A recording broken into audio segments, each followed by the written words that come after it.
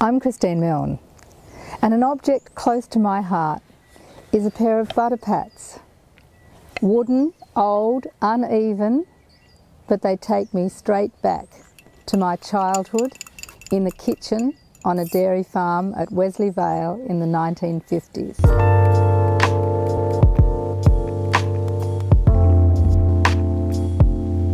My mother would send me over to the dairy to get the cream, bring it back to the house, and then she would lift me up and I would sit on top of the churn to keep the lid on while she turned the handle to make the butter.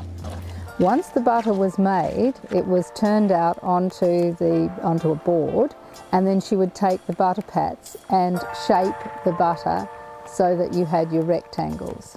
And hence the little ridges on the butter pats made the ridges on the butter. When I have these in my hands, it's like I'm connected to her and that time. The quiet, nobody's saying very much, just the churning, and then of course the butter went into all the cakes that Mum was quite famous in the district for. She was one of the best pastry makers in the district, and it all came from that time. You know, this land, this connection to country has been with me, and it's intergenerational. It's where my father came from, my grandfather came from, my great-grandfather in this district.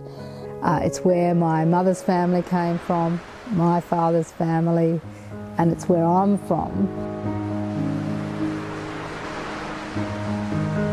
I think there are probably quite a few things that connect me to my children. One thing though is the t-shirt that I wore in Mardi Gras when I marched in Mardi Gras with my son Thomas, a young gay man. That was such an important occasion for us.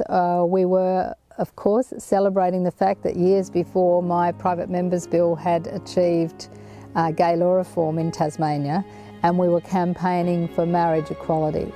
And so Thomas and I marched with the P flag people in Mardi Gras on that float, and we wore the P flag t-shirts and marched together behind that banner in Mardi Gras, turned into Oxford Street, and I can't explain to you, it was just the roar of the crowd and just being there, and pride. It made me understand this notion of pride, just in being who you are and that connection. So I feel like that t-shirt that we both wore, that is a point of real connection.